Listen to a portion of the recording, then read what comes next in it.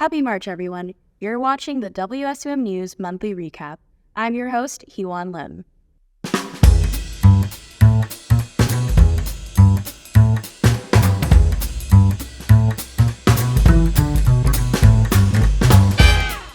Here's Paige Stevenson with an update on new redistricting maps signed by Governor Tony Evers.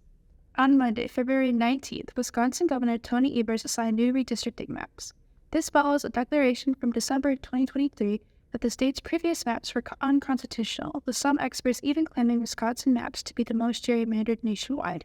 The current maps drawn by Evers are planned to be as nonpartisan as possible, but it is expected that Republicans will continue having an electoral advantage despite Democratic gains after the redrawn maps. For WSUM News, I'm Paige Stevenson. Thanks, Paige. Now here's Oliver Gerharz with a report on the death of a Russian opposition leader. On the 16th of February, Russian opposition leader Alexei Navalny died in a remote prison in the Arctic Circle, where he had been kept for the last 2 months. Navalny had been in prison for roughly 3 years leading up to his death, starting with an arrest in January 2021 that followed an extended trip out of the country Navalny had taken to recover from and expose being poisoned by the Russian Federal Security Service. Navalny's sentencing last year to 19 additional years in prison for, quote, extremism, unquote, was condemned by the U.S. Department of State in a statement saying that the sentencing was, quote, an unjust conclusion to an unjust trial, unquote. In addition to Navalny's family, many world leaders have condemned Putin and accused him of Navalny's death. United States President Joe Biden said, quote, make no mistake, Putin is responsible for Navalny's death, unquote.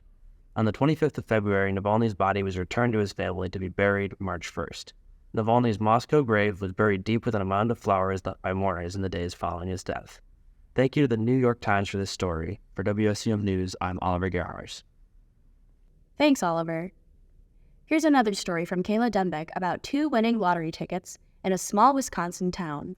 The Portage Quick Trip sells its second $50,000 winning Powerball ticket in less than a month. The first ticket was sold on February 1st, and on Monday the 26th, another winning ticket arises from Portage. The ticket was sold at the Quick Trip located on 1223 East Washington Street for the Saturday drawing. It matched 4 out of the 5 numbers, as well as the Powerball. Since August of 2017, they sold 3 $50,000 tickets, as well as a $140,000 winning ticket. May I remind you, the odds of winning a $50,000 Powerball are 913,000 to 1. For WSUM News, I'm Kayla Dembiec. Thanks, Kayla.